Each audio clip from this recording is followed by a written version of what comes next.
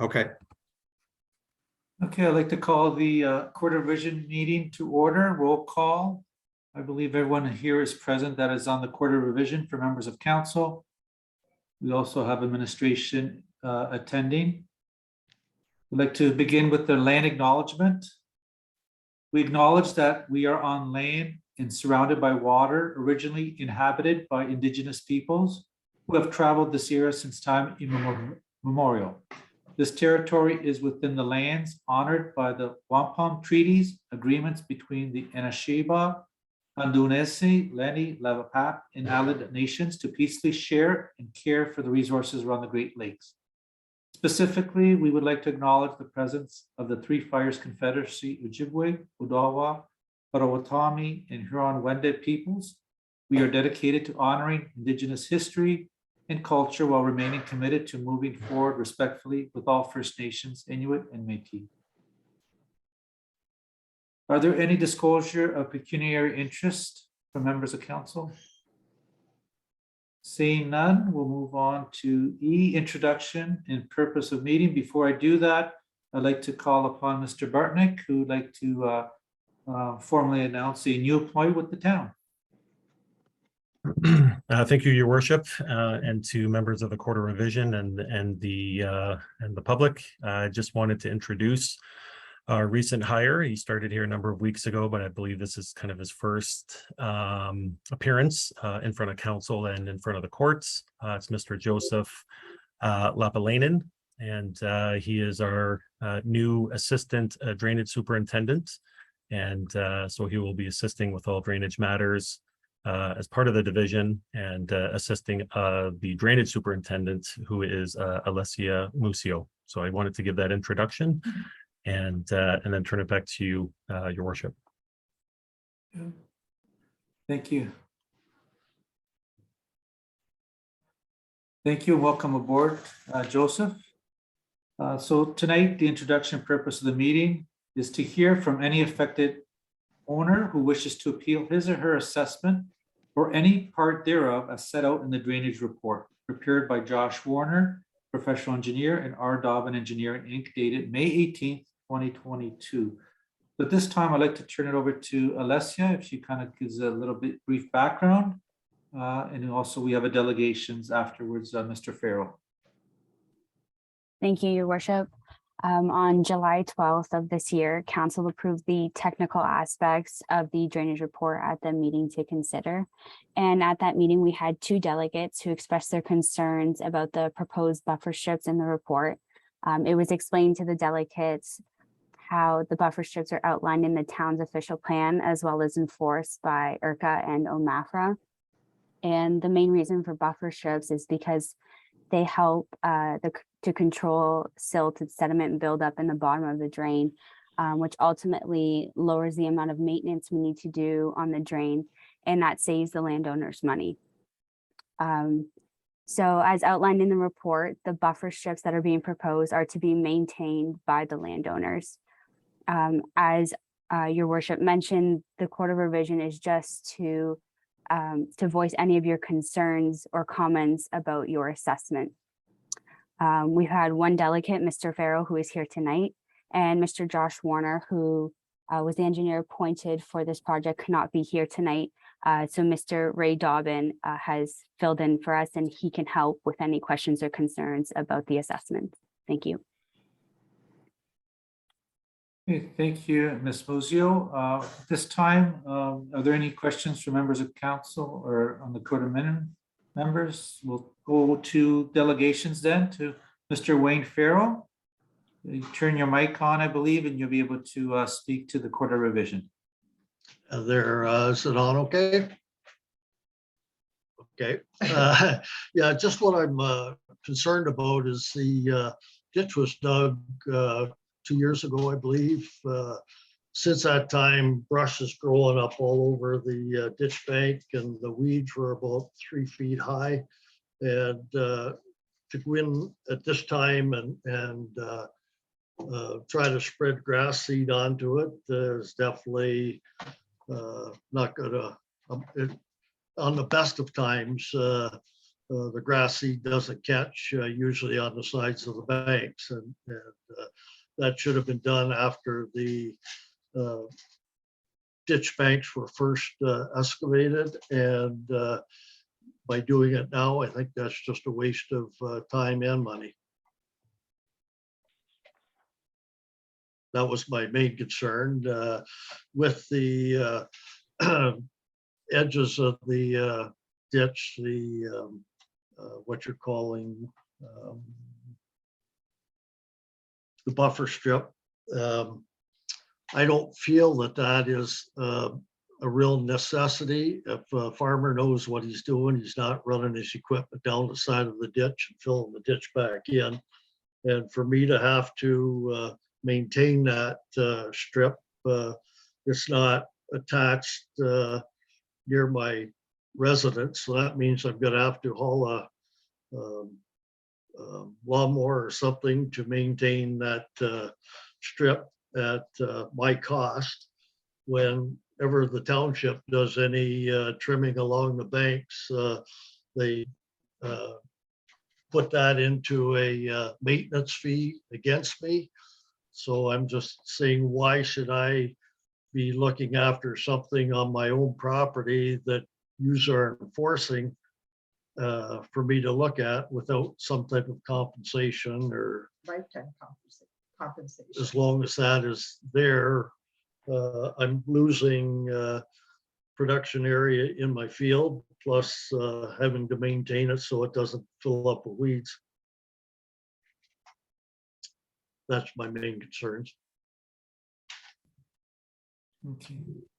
Thank you. Are there any questions from members of the Court of Revision? Councillor Jobin?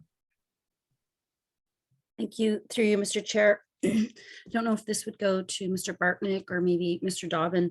Mr. Farrow is not the first of the farming community to raise this, maybe first in a quarter revision process, but buffers are becoming more common. And yes, OMAFRA and IRCA regulations. And yes, we understand the sediment and even chemicals getting into the natural waterways. And the definition is kind of being compared to the north end, like a boulevard in between a sidewalk space. If the resident wants to maintain it, they maintain it, that's fine. But in this case, in the farming community, they're losing workable lands that they were profiting from. A resident in the urban center isn't losing a profitable piece of property. Not only are they losing profit from their yield, they, in addition to, have to maintain this 3 meter. Yes, some do, and it looks fantastic, and some don't, and it looks ugly along a stretch of a beautiful crop. So I feel like if we can consider removing the buffers, or even coming back with maybe a little more of a defined definition on how I can even communicate it, not just to Mr. Farrow, but a number of farmers. And you'll see it if you come out this area, it's becoming a big thing. Farmers are saying, I'm paying more in fuel like everybody else. Yes. But this piece of grass in between their crop and the ditch bank, they either have to maintain it, where there's a double loss now, cost to maintain it and loss of their yield. I was hoping that maybe, I don't know if we could come back to this with a better definition and how we can convey it, not just for Mr. Farrow, but for all the farmers in the community. Okay, I think Mr. Dobbin, do you want to take a response to Councillor Jobin's concern there, and maybe some genesis on why it is what it is right now?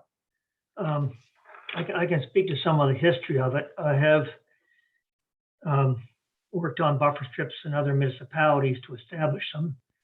We don't always get them established, but I have walked drains where a fella has a buffer strip. The grass is 2 or 3 feet tall. It's all grass. And I can see where his old erosion washouts in the ditch are now grass and no longer work.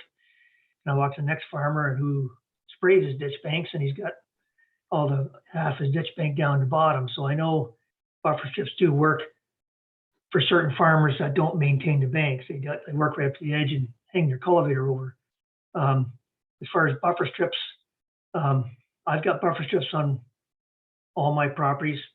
I put them in 8 feet wide because that's how wide the tractor and chopper is. I maintain them and cut them. And I have noticed a difference on my properties with the buffer strip, but it's still in the municipalities, all municipalities work with, it's still policy in some municipalities and not all municipalities. So we don't put buffer strips every drain we work on right now. It's kind of more local policy. I've seen the good of them, so I'm in favor of them, but we don't always do them. And as far as cutting them I cut mine on a regular basis, but I have seen other ones that are pure grass and they just let it grow as grass, and you got a good catch of grass, you don't get the weeds in it. So I assume he sprays the grass when he puts weed in, but yeah, it does make a difference in maintaining the fertilizer in the field and preventing that little bit of erosion on your field. I mean, a foot of buffer strip is almost as good as 5 feet, as long as you got something there, because if you don't have anything at all, it's trouble. Okay, and so just to review, or Phil, what do we have here in this, how many feet? I know you're proposing the buffer, but what's it presently? I think it's 5 feet. We're proposing 5 feet in the report, I believe. Yeah, it's 1.5 meters. Okay. Mr. Bartnick, you had your hand up? Thank you, Your Worship. And just wanted to provide, I guess, a few additional comments as well. I know Ms. Musso kind of touched on it in our opening statements about, the town's official plan and a lot of the best management practices that we're seeing now coming out of, conservation authorities and OMAFRA. We are seeing them more and more in Essex County within the region and other areas. It does take a while to establish these buffer strips on all drains, because really the timing of it is when you're undertaking a Section 78 report. And so it's covered under the bylaw. And sometimes these bylaws are good for 20, 30, 40 years. And so there's some instances where buffer strips would be a good solution on some drains. However, the reports and the bylaws are valid, and there's no reason for the municipality to go back and reopen that. And so as municipalities in Essex County, I think what we're seeing is as these 78s come forward, these drainage practitioners and the drainage engineers are taking a hard look at these, the local policies and the best management practices and trying to incorporate them on these municipal drains. I'll just give a personal thought out as well. This past summer I did a lot of staycation in southwestern Ontario, and unfortunately the engineer in me made me review a lot of the roadside ditches and drains as I drove Chatham-Kent as well as Lambton County, and I was making a lot of notes on how frequent these buffer strips are now becoming, and again the benefits of reduction in sediment and within the drain, reduction in the frequency of maintenance that would be required, less risk of bank failures with heavy machinery driving right on the top of the bank. So there are a lot of benefits, and they are out there, and they're becoming more and more I guess acceptable in the communities and in the municipal drainage world. Phil, any other questions? Councillor Jobin? Sorry, yes, thank you. Two things then, through you, Mr. Chair, to maybe Mr. Dobbin again or Phil. So Phil, you had mentioned Section 78 is covered under the bylaws. So that you are saying then if a drain is maintained under Section 78, there is a benefit or cost reimbursement, maybe is another way to define benefit, to the landowner then, only if it's done under a Section 78. So currently this drain we're referring to is done under a Section 78. So Mr. Farrow and other affected landowners will be seeing a compensation of some kind because of the buffer strip. Yeah, through you, Your Worship. Thank you, Councillor Jobin. So typically the drainage report or the engineer's drainage report would identify allowances for land for which the buffer strip is located on. I believe Mr. Dobbin can go into the details of how that's actually calculated.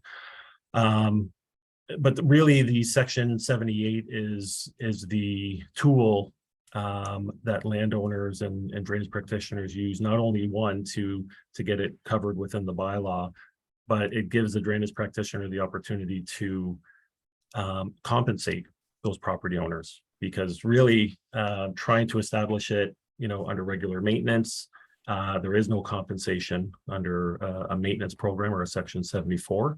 And really, there's no authority for the municipality to go in and try to establish those buffer strips unless it is covered under bylaw, or there's an agreement with the property owner as an individual who would like to establish that. Okay, so then to be clear, Mr. Farrow will see a compensation in this situation because it's under a section 78. Yes, I Yeah. believe. Oh, sorry. Yep. Okay, and then second to that then. But Mr. before you Farrow- go on, Councillor Jobin, Yep. so I think Mr. Dobbin just wanted to clarify something that, Yeah, the allowances were made in the report for the buffer strip under section 29 for right of way. So it was made a 1.5 meter width by length across each property, and I think he used $30,000 per hectare as compensation for it. So there was compensation included in the report. Okay, thank you. thank you. Second, if I could, Mr. Farrow's question about how the current state of the area that was already maintained and cleaned, and now we want to go in and reseed and plant. What are the next steps for that, and why would we practice it in that area? Was it because of time frame, a crop went in?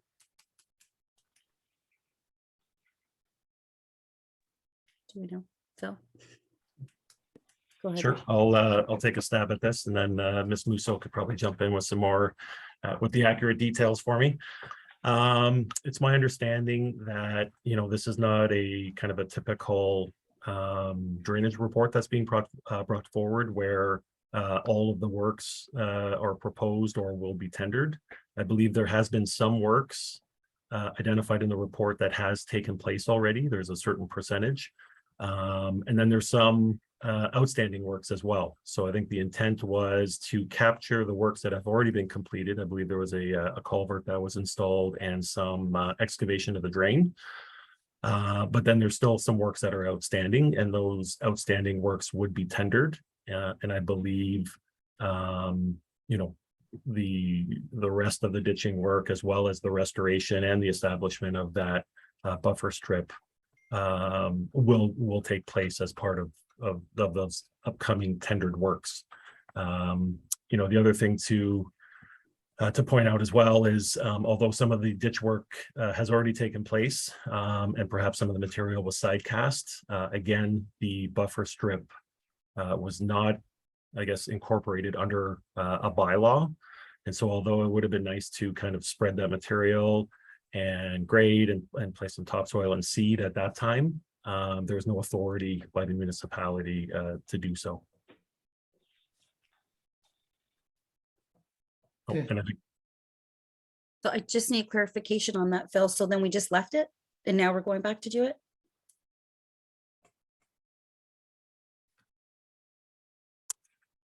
I believe the works were, I believe there was some excavation that was taking place, and then some of the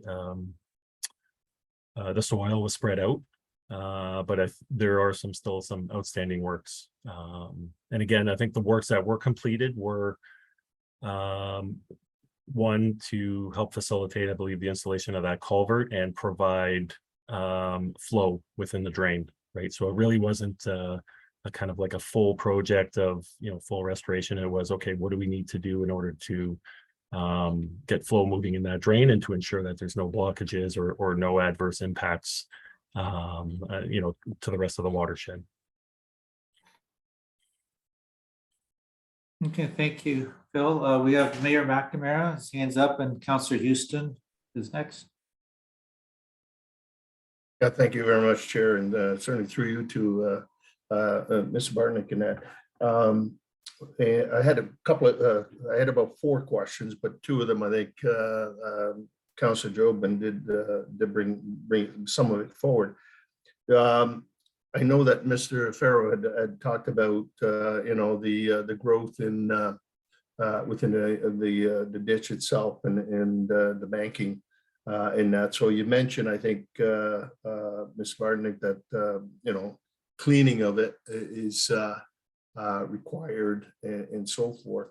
The one key factor, and I think that he brought up, Mr. Farrow, in terms of after the initial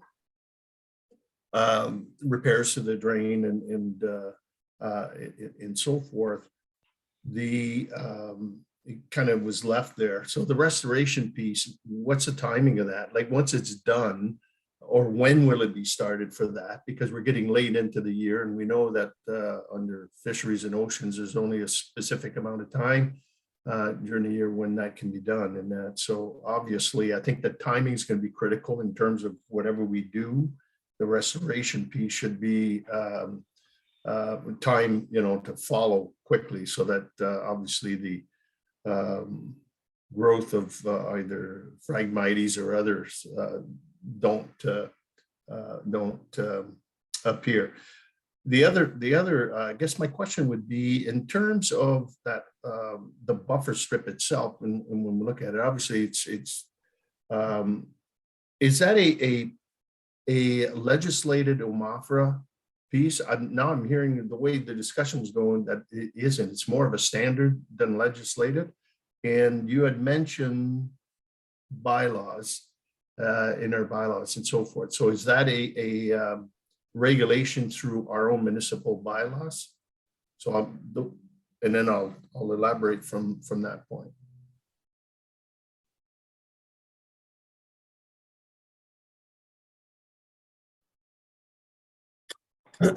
Okay, through your worship to the mayor, I might call on Alessia for this one, just on kind of the timing, and she might also be able to provide some further insight on the, I guess, percentage of construction that will be undertaken and perhaps the timing moving forward. And then I can definitely jump into part two or the second question there for you with respect to the policy and legislation. Okay, Ms. Busio?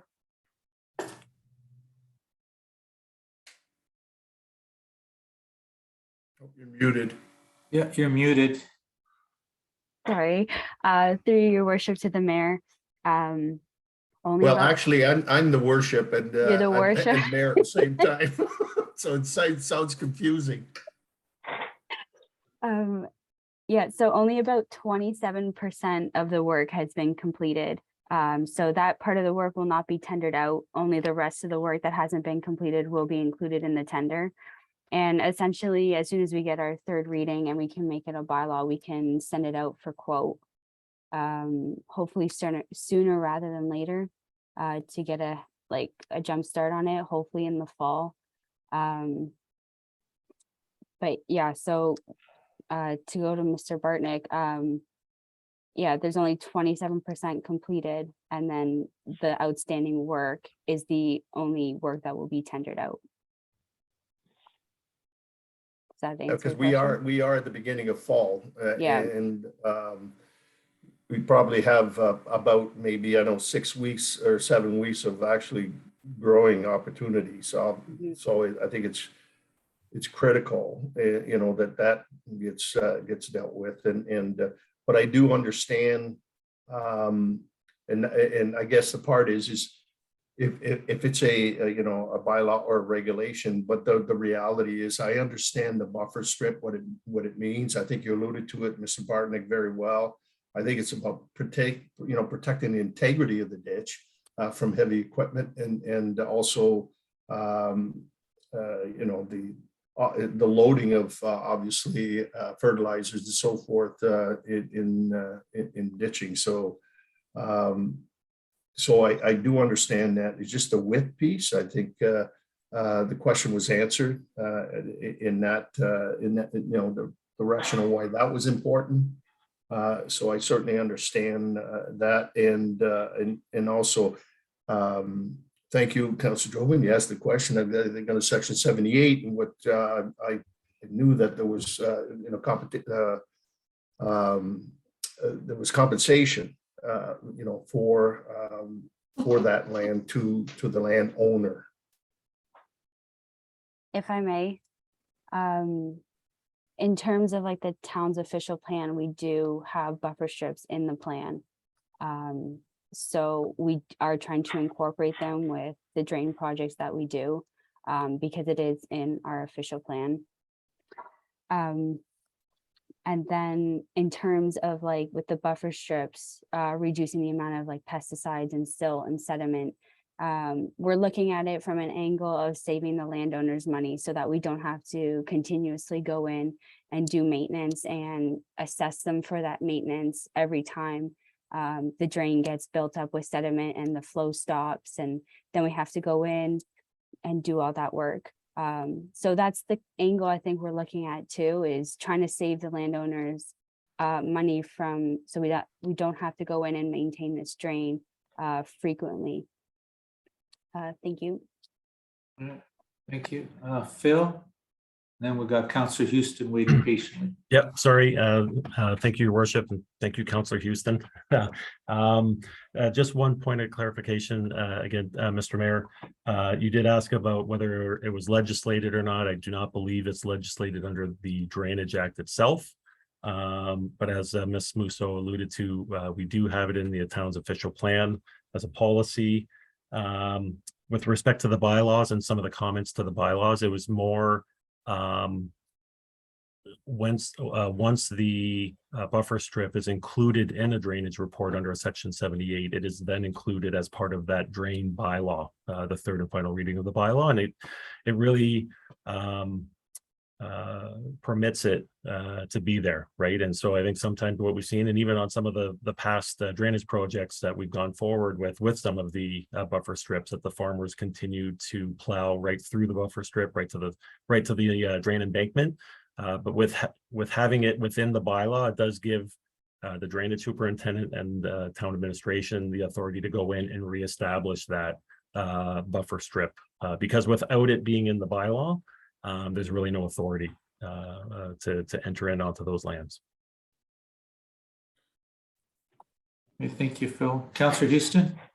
Thank you, Chair, and through you to Mr. Farrow. Certainly, thank you, for coming out and sharing some of your thoughts and concerns. I'm certainly in favor of, the buffer strips as it's been described by Mr. Bartnick, Ms. Musso, Mr. Dobbin. I think there is validity and there is a benefit. And we may be earlier on in the process here to see these all throughout the municipality, but knowing that it's in our official plan and this is kind of a standard or best practice that we are implementing in the municipality, I think it certainly has its benefits. The one question I did have, just regarding the maintenance of these buffer strips, maybe to Mr. Bartnick or Ms. Musso, what is the expectations when we are expecting the landowners to maintain these buffers? I can't imagine it's maintaining it like someone would maintain, lawn in an urban area, but would it be to, cut it 2 feet high? Just what's the interpretation or the expectation of maintenance of the 1.5 meter buffer strip?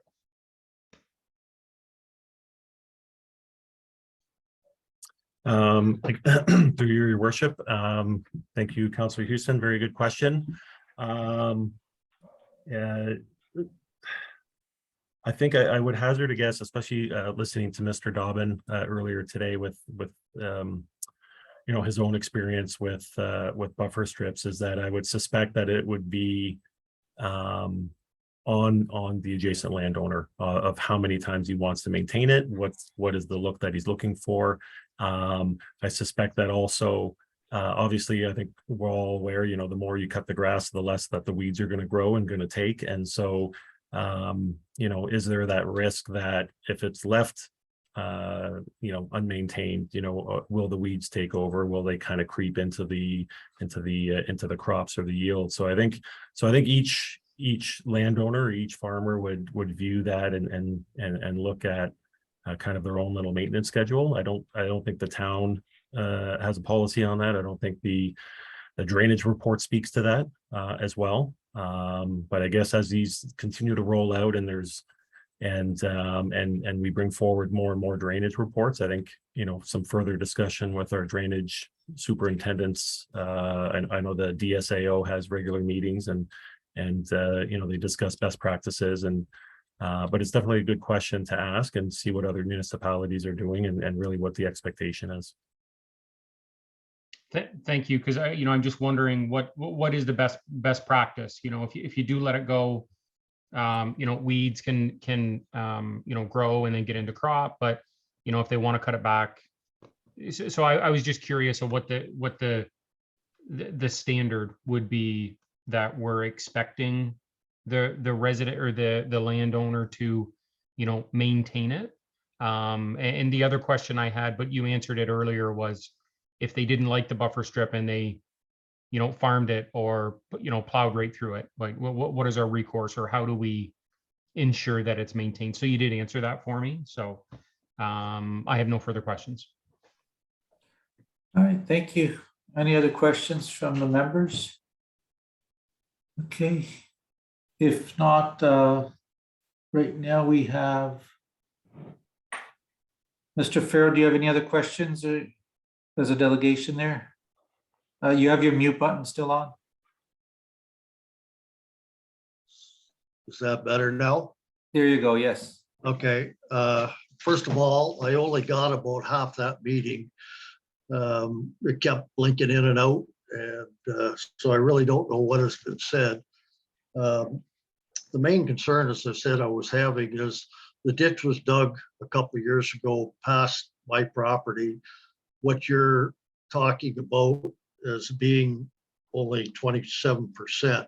That's the extended part of the east end of due to the bridge being put in there. Where my area is, as I said, that was at least 2 years ago that ditch was dug there. And the weeds are growing up 3 feet high, and to be going in there now and try to plant grass is just a waste of money. It's not going to establish itself whatsoever. And compensation for all of that, for lifetime. So, Okay. as I said, I only got part of this meeting, so I'm really not sure what's been said. Okay, well, like I say, I know this meeting is videotaped. You'll be able to archive it, but I don't think it's going to serve you any purpose tonight if there's any outstanding questions that you had. But there are a lot of questions that were asked, and now you can't Actually, hear. you're gone again. okay, Mayor McNamara, sorry, go ahead. Can we address the point in terms of, I'm going to ask Ms. Muzio. I know that you're retendering and finish every year 27% of the project. To Mr. Farrow's point, in terms of when the contract will be let out, and can there be a cleanup to the portion that he's talking about, so that the proper restoration can be done? Because it sounds to me that there's with the split in terms of the project, it might have been because of the bridge and so forth. Can we look at his side where it's so it looks like it's 27% of the project, and just to clean that up so that we can restore it properly, so that at least he's got a clean start, and to maintain at least the banking and so forth from the weeds. Through you, your worship, to Mr. Mayor, I believe we can. I think Mr. Dobbin can talk more to that, if that would cost extra, or if it's just more of like a due diligence where we can just clean that up for him before the buffer strip goes in, or if we just clean the weeds out. Mr. Dobbin, can you add to that? Yes. I assume the excavated materials with levels and everything on that ditch bank now, has it? It's all been looked after. I would think that the weeds could be taken care of before they plant the grass. I won't say I know exactly what that drain looks like. I haven't been down to see it yet, but if that's the case, to remove the weeds first to before we plant grass, I suppose that can be done as part of the project. Phil? Thank you to Mayor McNamara. I might take it one step further and say, yes, absolutely agree with you that the weeds will have to be taken care of. And I draw on our unfortunate experiences over here in the north end of town with Manning Road Phase 2 and some of the struggles that we've had with grass restoration and weeds taking place. And definitely learned, I think, through that process that spraying grass seed on top of weeds will not grow, and that the weeds will have to be addressed. Perhaps the land tilled a little bit with a little bit of topsoil, and then reseeded. So I think the expectation is if the drainage report or the tender calls out for the embankments to be seeded, that we're going to give it its best opportunity for that seed to take. And I would suspect it'd be hydro sealing. Yes. Thank you. Hey, Councillor Jobin? And also I would expect that wouldn't be an additional cost to the project or to the landowners.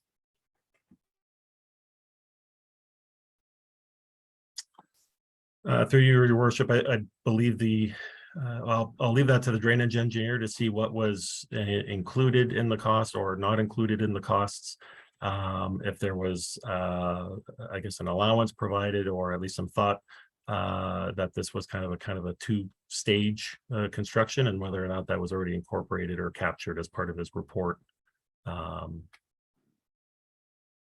If I may, Mr. Chair, sorry for the name, but it seems to be an unusual process where we started and then we had to do some other things and there's been a delay. So I really think at this stage here that it shouldn't be on Mr. Farrow's nickel here, as they say. I think that should be the project itself. In fairness, if it was done as 100% of a project being complete, that's one thing. If somebody doesn't take care of it, then that's another issue. But this is not the case here. It almost sounds like it was an unfinished portion of it on the restoration, and I think that it shouldn't be on his responsibility. Okay. Thank you, Mayor. At this point, we're done with questions. I believe, do we go on to communications, Jennifer? Okay, we have 3 communications. We can do the first one, the public notice. Item 2 is the bylaw 2022-052. And the third one is the Public Works request to consider engineer's report, South Talbot Road Drain East 12 line drain. Can I have a motion to receive those reports? Moved by Councillor Houston, supported by Mayor McNamara. All in favor? Or any questions? All in favor? Opposed? That carries. Thank you. And adjournment is in order. There'll be no further business. The September meeting, the Court of Revision, be adjourned. Moved by Councillor Jobin, supported by Councillor Houston. All in favor? Opposed? That carries. Thank you. Thank you, Mr. Farrell, for coming. Hopefully, again, you'll be able to get a lot of those answers if you're able to get that video sent to you. A lot of questions were asked and answered by members of council and administration. And if you have any other questions, feel free to reach out to Ms. Musio, Mr. Bartnick at the town, and they'll help you understand if there's anything that you missed tonight. So with no other business, the meeting is adjourned, and have a good evening, everyone. Thank you.